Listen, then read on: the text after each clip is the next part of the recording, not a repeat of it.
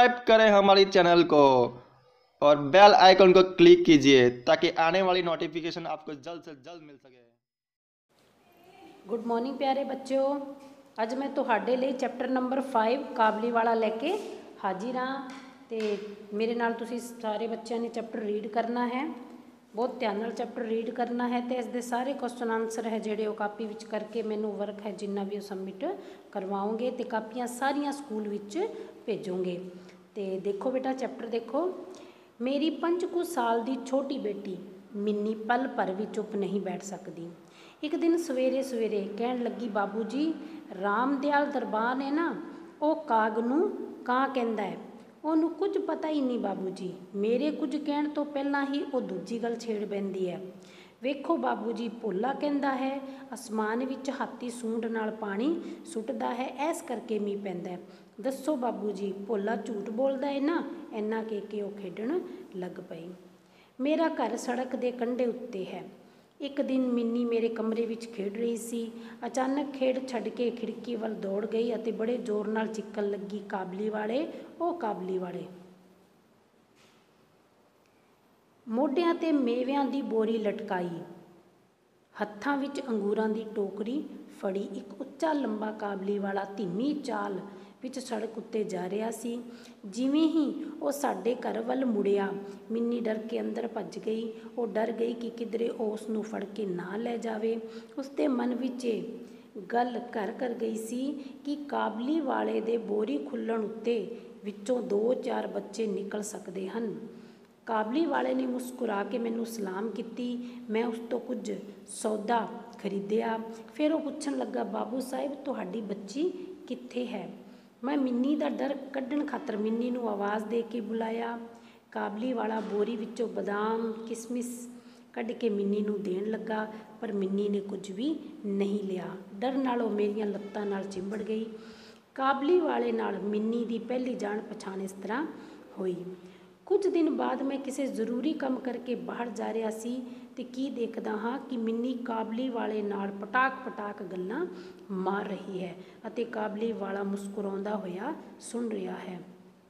मिन्नी दी झोली बदामां अते किसमिस नाल भरी हुई सी। मैं काबली वाले नूं एक अठियानी दिंदे होए कहा, अठियानी मतलब 50 पैसे दिंदे होए कहा, इसनूं ये सब कुछ क्यों दिता, अगे तो ना देना। इन्ना कह के मैं चला गया। ये कौन कह रहा है, मिन्नी दा जिहड़ा फादर है वो कह रहा है। कुछ देर तक काबली वाला मिन्नी नाल गल्लां करदा रहा।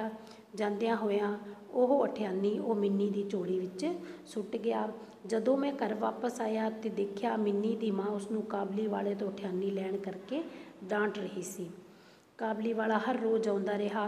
उसने किसमिस बादाम दे के मिन्नी दे छोटे जिहे दिल उत्ते कब्जा कर लिया सी। दोवें देर तक गल्लां करदे अते जोड़ जोड़ दी हसदे।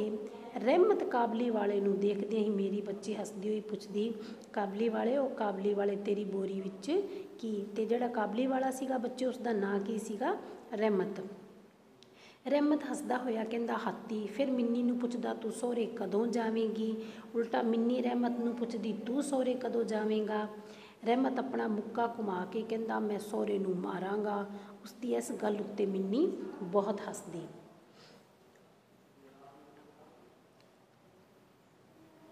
हर साल सर्दियों के अंत विच काबली वाला अपने देश चलिया जांदा। जाण तो पहला वो सब लोगों तो पैसे गराउण ते लग्या रहिंदा। उसनूं घर घर जाना पैंदा। फिर भी वो दिन विच एक बार मिन्नी नूं जरूर मिलन आउंदा।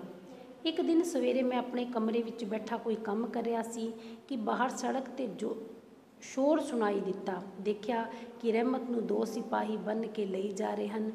रहमत दे कुर्ते उत्ते लहू दे दाग लगे हुए हैं। सिपाही दे हत्थ विच लहू नाल लिबड़िया होया छुरा सी। कुछ सिपाही तो अते कुछ रहमत दे मूँहों सुनिया तां साडे गुआंढ विच कि साडे गुआंढ विच रह रहे एक आदमी ने रहमत तो एक चादर खरीदी सी। उस वल कुछ पैसे रहमत दे उधारे रहिंदे सन, जिन्हां नूं मोड़न तो उसने ना कर दित्ती सी। दोहां दा इस गल उत्ते झगड़ा हो गया ते काबली वाले ने उसनूं छुरा मार दिता। ਇੰਨੇ ਨੂੰ ਕਾਬਲੀ ਵਾਲੇ ਕਹਿੰਦੀ ਹੋਈ ਮਿੰਨੀ ਬਾਹਰ ਆ ਗਈ। ਰਹਿਮਤ ਦਾ ਚਿਹਰਾ ਪਲ ਭਰ ਲਈ ਖਿੜ ਗਿਆ। ਮਿੰਨੀ ਨੇ ਆਉਂਦਿਆਂ ਹੀ ਉਸਨੂੰ ਪੁੱਛਿਆ, ਤੂੰ ਸਹੁਰੇ ਜਾਵੇਂਗਾ? ਰਹਿਮਤ ਨੇ ਹੱਸ ਕੇ ਕਿਹਾ, ਉੱਥੇ ਹੀ ਤਾਂ ਜਾ ਰਿਹਾ ਹਾਂ। ਰਹਿਮਤ ਨੂੰ ਲੱਗਿਆ ਕਿ ਉਸਦੇ ਉੱਤਰ ਨਾਲ ਮਿੰਨੀ ਖੁਸ਼ ਨਹੀਂ ਹੋਈ ਤਾਂ ਉਸਨੇ ਮੁੱਕਾ ਦਿਖਾ ਕੇ ਕਿਹਾ, ਸਹੁਰੇ ਨੂੰ ਮਾਰ ਦਿੰਦਾ, ਪਰ ਕੀ ਕਰਾਂ, ਮੇਰੇ ਹੱਥ ਬੰਨੇ ਹੋਏ ਹਨ। ਛੁਰਾ ਮਾਰਨ ਦੇ ਅਪਰਾਧ ਵਿੱਚ ਰਹਿਮਤ ਨੂੰ ਕਈ ਸਾਲਾਂ ਦੀ ਸਜ਼ਾ ਹੋਈ। ਕਾਬਲੀ ਵਾਲੇ ਵੱਲੋਂ ਮਿੰਨੀ ਦਾ ਧਿਆਨ ਹੌਲੀ ਹੌਲੀ ਹਟ ਗਿਆ ਤੇ ਉਹ ਉਸਨੂੰ ਭੁੱਲ ਗਈ। ਕਈ ਸਾਲ ਲੰਘ ਗਏ। ਅੱਜ ਮੇਰੀ ਮਿੰਨੀ ਦਾ ਵਿਆਹ ਹੈ, ਲੋਕ ਆ ਜਾ ਰਹੇ ਹਨ। ਮੈਂ ਆਪਣੇ ਕਮਰੇ ਵਿੱਚ ਬੈਠਾ ਖਰਚੇ ਦਾ ਹਿਸਾਬ ਲਿਖ ਰਿਹਾ ਸਾਂ ਕਿ ਕੀ ਦੇਖਦਾ ਹਾਂ ਕਿ ਰਹਿਮਤ ਸਾਹਮਣੇ ਖੜਾ ਸਲਾਮ ਕਰ ਰਿਹਾ ਹੈ। ਪਹਿਲਾਂ ਤਾਂ ਮੈਂ ਉਸ ਨੂੰ ਪਛਾਣ ਨਾ ਸਕਿਆ। ਉਸ ਕੋਲ ਨਾ ਤਾਂ ਬੋਰੀ ਤੇ ਨਾ ਹੀ ਚਿਹਰੇ ਉੱਤੇ ਪਹਿਲਾਂ ਵਰਗੀ ਖੁਸ਼ੀ ਸੀ। ਬੜੇ ਗਹੁ ਨਾਲ ਦੇਖ ਕੇ ਪਤਾ ਲੱਗਿਆ, ਗਹੁ ਨਾਲ ਮਤਲਬ ਬੜੇ ਧਿਆਨ ਨਾਲ ਦੇਖ ਕੇ ਪਤਾ ਲੱਗਿਆ ਕਿ ਉਹ ਰਹਿਮਤ ਹੈ। ਮੈਂ ਪੁੱਛਿਆ, ਕਿਉਂ ਰਹਿਮਤ, ਕਦੋਂ ਆਇਆ ਏ? ਕੱਲ੍ਹ ਹੀ ਸ਼ਾਮ ਜੇਲ੍ਹ ਤੋਂ ਛੁੱਟਿਆ ਹਾਂ, ਉਸਨੇ ਦੱਸਿਆ। ਮੈਂ ਉਸਨੂੰ ਕਿਹਾ, ਅੱਜ ਮੇਰੇ ਘਰ ਵਿੱਚ ਇੱਕ ਜ਼ਰੂਰੀ ਕੰਮ ਹੈ। ਮੈਂ ਉਸ ਵਿੱਚ ਬਹੁਤ ਰੁੱਝਿਆ ਹੋਇਆ ਹਾਂ। ਅੱਜ ਤੂੰ ਚਲਾ ਜਾ, ਫਿਰ ਕਦੇ ਆਈਂ। ਉਹ ਉਦਾਸ ਹੋ ਕੇ ਜਾਣ ਲੱਗਿਆ, ਪਰ ਦਰਵਾਜ਼ੇ ਕੋਲ ਰੁਕ ਕੇ ਕੁਝ ਝਿਜਕਦਾ ਹੋਇਆ ਬੋਲਿਆ, ਕੀ ਮੈਂ ਜ਼ਰਾ ਬੱਚੀ ਨੂੰ ਦੇਖ ਨਹੀਂ ਸਕਦਾ? ਸ਼ਾਇਦ ਉਸਨੂੰ ਯਕੀਨ ਸੀ ਕਿ ਮਿੰਨੀ ਹੁਣ ਵੀ ਪਹਿਲਾਂ ਵਰਗੀ ਨਿੱਕੀ ਜਿਹੀ ਬੱਚੀ ਹੀ ਹੈ।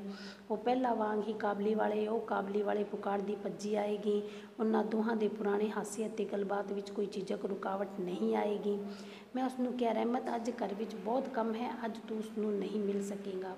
ਉਹ ਕੁਝ ਉਦਾਸ ਹੋ ਗਿਆ ਅਤੇ ਸਲਾਮ ਕਰਕੇ ਦਰਵਾਜ਼ੇ ਵਿੱਚੋਂ ਬਾਹਰ ਨਿਕਲ ਗਿਆ। ਮੈਂ ਸੋਚ ਹੀ ਰਿਹਾ ਸਾਂ ਕਿ ਉਸਨੂੰ ਵਾਪਸ ਬੁਲਾਵਾਂ।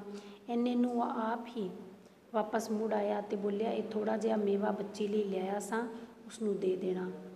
ਮੈਂ ਉਸਨੂੰ ਪੈਸੇ ਦੇਣੇ ਚਾਹੇ, ਪਰ ਉਸਨੇ ਕਿਹਾ, ਮਿਹਰਬਾਨੀ ਬਾਬੂ ਸਾਹਿਬ, ਪੈਸੇ ਰਹਿਣ ਦਿਓ। ਫਿਰ ਥੋੜ੍ਹਾ ਰੁਕ ਕੇ ਬੋਲਿਆ, ਤੁਹਾਡੀ ਬੱਚੀ ਵਰਗੀ ਮੇਰੀ ਵੀ ਇੱਕ ਬੱਚੀ ਹੈ। ਉਸਨੂੰ ਯਾਦ ਕਰਕੇ ਹੀ ਮੈਂ ਤੁਹਾਡੀ ਬੱਚੀ ਲਈ ਥੋੜ੍ਹਾ ਜਿੰਨਾ ਮੇਵਾ ਲਿਆਇਆ ਕਰਦਾ ਸਾਂ, ਸੌਦਾ ਵੇਚਣ ਲਈ ਨਹੀਂ ਸੀ ਆਇਆ ਕਰਦਾ। ਉਹਨੇ ਆਪਣੀ ਜੇਬ ਵਿੱਚ ਹੱਥ ਪਾ ਕੇ ਕਾਗਜ਼ ਦਾ ਇੱਕ ਟੁਕੜਾ ਕੱਢਿਆ ਤੇ ਮੇਰੇ ਵੱਲ ਵਧਾਇਆ। ਮੈਂ ਕੀ ਦੇਖਦਾ ਹਾਂ ਕਿ ਕਾਗਜ਼ ਦੇ ਇਸ ਨਿੱਕੇ ਜਿਹੇ ਟੁਕੜੇ ਉੱਤੇ ਦੋ ਨਿੱਕੇ ਨਿੱਕੇ ਹੱਥਾਂ ਦੀ ਛਾਪ ਹੈ। ਹੱਥਾਂ ਉੱਤੇ ਕਲਖ ਲਾ ਕੇ ਕਾਗਜ਼ ਉੱਤੇ ਉਹਨਾਂ ਦੇ ਨਿਸ਼ਾਨ ਲਏ ਹੋਏ ਹਨ।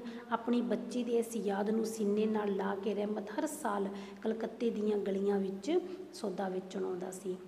ਇਹ ਦੇਖ ਕੇ ਮੇਰੀਆਂ ਅੱਖਾਂ ਪਾਣੀ ਨਾਲ ਭਰ ਗਈਆਂ। ਸਭ ਕੁਝ ਭੁੱਲ ਕੇ ਮੈਂ ਉਸੇ ਵੇਲੇ ਮਿੰਨੀ ਨੂੰ ਬਾਹਰ ਬੁਲਾਇਆ। ਵਿਆਹ ਵੇਲੇ ਦੀ ਪੂਰੀ ਪੋਸ਼ਾਕ ਪਾਈ ਅਤੇ ਗਹਿਣਿਆਂ ਨਾਲ ਸੱਜੀ ਮਿੰਨੀ ਮੇਰੇ ਕੋਲ ਆ ਕੇ ਖੜ ਗਈ। ਉਸਨੂੰ ਦੇਖ ਕੇ ਪਹਿਲਾਂ ਤਾਂ ਰਹਿਮਤ ਕਾਬਲੀ ਵਾਲਾ ਹੱਕਾ ਬੱਕਾ ਰਹਿ ਗਿਆ। ਕਿੰਨਾ ਹੀ ਚਿਰ ਉਸ ਤੋਂ ਪਹਿਲਾਂ ਵਾਂਗ ਕੋਈ ਗੱਲ ਨਾ ਹੋ ਸਕੀ। ਫਿਰ ਥੋੜ੍ਹੇ ਚਿਰ ਬਾਅਦ ਹੱਸ ਕੇ ਬੋਲਿਆ, ਝੱਲੀ, ਸੱਸ ਦੇ ਘਰ ਜਾ ਰਹੀ ਏ? ਮਿੰਨੀ ਹੁਣ ਸੱਸ ਦਾ ਮਤਲਬ ਸਮਝਦੀ ਸੀ। ਸੰਗ ਨਾਲ ਉਸਦਾ ਚਿਹਰਾ ਲਾਲ ਹੋ ਗਿਆ। ਮਿੰਨੀ ਦੇ ਜਾਣ ਬਾਅਦ ਇੱਕ ਹਉਕਾ ਭਰ ਕੇ ਰਹਿਮਤ ਭੁੰਜੇ ਹੀ ਬੈਠ ਗਿਆ। ਸ਼ਾਇਦ ਇਸ ਘੜੀ ਉਹ ਇਹ ਸੋਚ ਰਿਹਾ ਸੀ ਕਿ ਉਸਦੀ ਬੱਚੀ ਵੀ ਇੰਨੇ ਚਿਰ ਵਿੱਚ ਮਿੰਨੀ ਜਿੱਡੀ ਹੋ ਗਈ ਹੋਵੇਗੀ। ਰੱਬ ਜਾਣੇ ਇਹਨਾਂ 8 ਸਾਲਾਂ ਵਿੱਚ ਉਸ ਉੱਤੇ ਕੀ ਬੀਤੀ ਹੋਵੇਗੀ। ਉਹ ਉਸਦੀ ਯਾਦ ਵਿੱਚ ਗੁੰਮ ਹੋ ਗਿਆ। ਮੈਂ ਕੁਝ ਰੁਪਏ ਕੱਢ ਕੇ ਉਸਦੇ ਹੱਥ ਉੱਤੇ ਰੱਖ ਦਿੱਤੇ ਅਤੇ ਕਿਹਾ, ਜਾ ਰਹਿਮਤ, ਹੁਣ ਤੂੰ ਵੀ ਆਪਣੀ ਬੱਚੀ ਕੋਲ ਆਪਣੇ ਦੇਸ਼ ਚਲਾ ਜਾ। ਤੇ ਚੈਪਟਰ ਕੰਪਲੀਟ ਹੋਇਆ। ਆਪਾਂ ਇਸ ਦੇ ਕੁਐਸਚਨ ਆਨਸਰ ਕਰਦੇ ਹਾਂ। ਬੱਚਿਓ ਦੇਖੋ, ਇਸ ਦੇ ਟਿਕ ਦੇ ਨਿਸ਼ਾਨ ਲਗਾਉਣੇ ਨੇ। ਮਿੰਨੀ ਦੀ ਉਮਰ ਕਿੰਨੀ ਸਾਲ ਦੀ ਸੀਗੀ? 5 ਸਾਲ ਦੀ। ਰਹਿਮਤ ਨੇ ਮੋਢਿਆਂ ਉੱਤੇ ਕੀ ਲਟਕਾਇਆ ਹੋਇਆ ਸੀ? ਮੇਵਿਆਂ ਦੀ ਬੋਰੀ। ਕਾਬਲੀ ਵਾਲੇ ਨੂੰ ਆਪਣੇ ਦੇਸ਼ ਜਾਣ ਤੋਂ ਪਹਿਲਾਂ ਘਰ ਘਰ ਕਿਉਂ ਜਾਣਾ ਪੈਂਦਾ ਸੀ? ਪੈਸੇ ਉਗਰਾਉਣ ਲਈ। ਲੇਖਕ ਆਪਣੇ ਕਮਰੇ ਵਿੱਚ ਕੀ ਕਰ ਰਿਹਾ ਸੀ? ਹਿਸਾਬ ਲਿਖ ਰਿਹਾ ਸੀ। ਰਹਿਮਤ ਕਿਸ ਦੀ ਯਾਦ ਵਿੱਚ ਗੁੰਮ ਹੋ ਗਿਆ? ਆਪਣੀ ਬੱਚੀ ਦੀ ਯਾਦ ਵਿੱਚ। ਕਾਬਲੀ ਵਾਲੇ ਦਾ ਨਾਂ ਕੀ ਸੀ? ਰਹਿਮਤ। ਮਿੰਨੀ ਦੇ ਮਨ ਵਿੱਚ ਕਿਹੜੀ ਗੱਲ ਕਰ ਗਈ ਸੀ? ਮਿੰਨੀ ਦੇ ਮਨ ਵਿੱਚ ਇਹ ਗੱਲ ਕਰ ਗਈ ਸੀ ਕਿ ਜਿਹੜਾ ਕਾਬਲੀ ਵਾਲਾ ਹੈ, ਉਸ ਦੀ ਬੋਰੀ ਖੁੱਲ੍ਹਣ ਉੱਤੇ ਉਸ ਵਿੱਚੋਂ 2-4 ਬੱਚੇ ਨਿਕਲ ਸਕਦੇ ਨੇ। ਮਿੰਨੀ ਦੀ ਮਾਂ ਉਸਨੂੰ ਕਿਉਂ ਡਾਂਟ ਰਹੀ ਸੀ? ਕਿਉਂਕਿ ਮਿੰਨੀ ਨੇ ਕਾਬਲੀ ਵਾਲੇ ਤੋਂ ਠਿਆਨੀ ਲਈ ਸੀ। ਕਾਗਜ਼ ਦੇ ਟੁਕੜੇ ਉੱਤੇ ਕਿਹੋ ਜਿਹੀ ਛਾਪ ਸੀ? ਕਾਗਜ਼ ਦੇ ਟੁਕੜੇ ਉੱਤੇ 2 ਨਿੱਕੇ ਨਿੱਕੇ ਹੱਥਾਂ ਦੀ ਛਾਪ ਸੀ। ਰਹਿਮਤ ਭੁੰਜੇ ਕਿਉਂ ਬੈਠ ਗਿਆ ਸੀ? ਰਹਿਮਤ ਇਸ ਕਰਕੇ ਭੁੰਜੇ ਬੈਠ ਗਿਆ ਸੀ ਕਿਉਂਕਿ ਉਹ ਸੋਚ ਰਿਹਾ ਸੀ ਵੀ ਸ਼ਾਇਦ ਉਸਦੀ ਬੱਚੀ ਵੀ ਇੰਨੇ ਚਿਰ ਵਿੱਚ ਮਿੰਨੀ ਜਿੱਡੀ ਹੋ ਗਈ ਹੋਵੇਗੀ। ਫਿਰ ਸੰਖੇਪ ਉੱਤਰਾਂ ਵਾਲੇ ਕੁਐਸਚਨ ਹੈ ਬੱਚਿਓ। ਸ਼ੁਰੂ ਵਿੱਚ ਮਿੰਨੀ ਕਾਬਲੇ ਵਾਲੇ ਤੋਂ ਕਿਉਂ ਡਰਦੀ ਸੀ? ਸ਼ੁਰੂ ਵਿੱਚ ਮਿੰਨੀ ਕਾਬਲੀ ਵਾਲੇ ਤੋਂ ਇਸ ਲਈ ਡਰਦੀ ਸੀ ਕਿ ਉਸਨੂੰ ਇਹ ਡਰ ਲੱਗਦਾ ਸੀ ਵੀ ਸ਼ਾਇਦ ਕਾਬਲੀ ਵਾਲੇ ਦੀ ਬੋਰੀ ਵਿੱਚੋਂ 2-4 ਬੱਚੇ ਨਿਕਲਣਗੇ। ਕਾਬਲੀ ਵਾਲਾ ਕੀ ਕੰਮ ਕਰਦਾ ਸੀ? ਕਾਬਲੀ ਵਾਲਾ ਹੈ ਜਿਹੜਾ ਉਹ ਮੇਵੇ ਵੇਚਣ ਦਾ ਕੰਮ ਕਰਦਾ ਸੀ। ਕਾਬਲੀ ਵਾਲਾ ਮਿੰਨੀ ਨੂੰ ਕਿਉਂ ਮਿਲਣ ਆਉਂਦਾ ਸੀ? ਕਿਉਂਕਿ ਕਾਬਲੀ ਵਾਲੇ ਦੀ ਮਿੰਨੀ ਜਿੱਡੀ ਕੁ ਧੀ ਸੀਗੀ, ਉਸ ਦੀ ਯਾਦ ਵਿੱਚ ਉਹ ਮਿੰਨੀ ਨੂੰ ਮਿਲਣ ਆਉਂਦਾ ਸੀ। ਵਿਆਹ ਵਾਲੀ ਪੋਸ਼ਾਕ ਵਿੱਚ ਮਿੰਨੀ ਨੂੰ ਦੇਖ ਕੇ ਰਹਿਮਤ ਨੇ ਕੀ ਮਹਿਸੂਸ ਕੀਤਾ? ਵਿਆਹ ਵਾਲੀ ਪੋਸ਼ਾਕ ਵਿੱਚ ਮਿੰਨੀ ਨੂੰ ਦੇਖ ਕੇ ਰਹਿਮਤ ਨੇ ਮਹਿਸੂਸ ਕੀਤਾ ਕਿ ਸ਼ਾਇਦ ਉਸ ਦੀ ਬੇਟੀ ਵੀ ਉਸ ਜਿੱਡੀ ਹੋ ਗਈ ਹੋਵੇਗੀ। ਪੈਸੇ ਦੇ ਕੇ ਲੇਖਕ ਨੇ ਕਾਬਲੀ ਵਾਲੇ ਨੂੰ ਕੀ ਕਿਹਾ? ਕਾਬਲੀ ਵਾਲੇ ਨੂੰ ਕਿਹਾ ਕਿ ਹੁਣ ਤੂੰ ਜਾ, ਤੂੰ ਆਪਣੇ ਘਰ ਆਪਣੀ ਬੇਟੀ ਕੋਲ ਚਲਾ ਜਾ। ਵਾਕਾਂ ਵਿੱਚ ਵਰਤੋਂ ਕਰਨੀ ਹੈ। ਕਾਬਲੀ ਵਾਲਾ, ਹੁਣ ਫਿਲਪ ਦੇਖੋ। ਕਾਬਲੀ ਵਾਲਾ ਧੀਮੀ ਚਾਲ ਵਿੱਚ ਸੜਕ ਉੱਤੇ ਜਾ ਰਿਹਾ ਸੀ।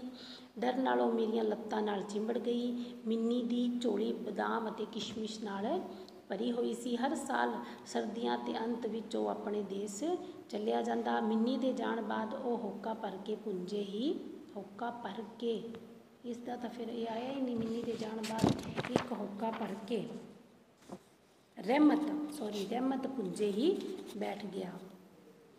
ਬਾਕੀ ਹਿੰਦੀ ਅੰਗਰੇਜ਼ੀ ਹੈ, ਇਹਨਾਂ ਨੂੰ ਸ਼ੁੱਧ ਕਰਕੇ ਲਿਖਣੇ ਨੇ, ਇਹ ਜ਼ਰੂਰ ਕਰਨੇ ਨੇ ਬੱਚਿਓ। ਜੱਜਾ ਦੇ ਪੈਰ ਵਿੱਚ ਬਿੰਦੀ ਆਏਗੀ। ਸਹੁਰਾ ਉੱਤੇ ਇਹ ਕਨੋੜਾ ਨਹੀਂ ਆਏਗਾ। ਹਾਹੇ ਨੂੰ ਔਂਕੜ। ਮਿਲਣ ਨਹੀਂ ਹੁੰਦਾ, ਮਿਲਨ ਹੁੰਦਾ ਹੈ। ਲੱਲਾ ਦੇ ਪੈਰ ਵਿੱਚ ਬਿੰਦੀ ਤੇ ਨਾਣਾ ਦੀ ਥਾਂ ਆਊਗਾ ਨੰਨਾ। ਚਿਹਰਾ ਹੈ ਚੱਚਾ, ਚੱਚੇ ਨੂੰ ਛੋਟੀ ਦੀ ਮਾਤਰਾ ਲੱਗੇਗੀ, ਇਹ ਦੀ ਮਾਤਰਾ ਨਹੀਂ ਲੱਗਦੀ। ਕੁਝ, ਜੈ ਨਹੀਂ ਝੈ, ਕੁਝ।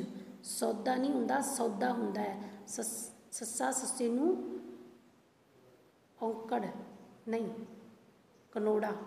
ਸੱਸੇ ਨੂੰ ਕਨੋੜਾ, ਦੱਦਾ ਦੱਦੇ ਨੂੰ ਕੰਨਾ। ਤੇ ਇਸ ਦੇ ਨਾਲ ਹੀ ਬੱਚਿਓ ਚੈਪਟਰ ਕੰਪਲੀਟ ਹੁੰਦਾ ਅੱਜ ਲਈ। ਇੰਨਾ ਹੀ।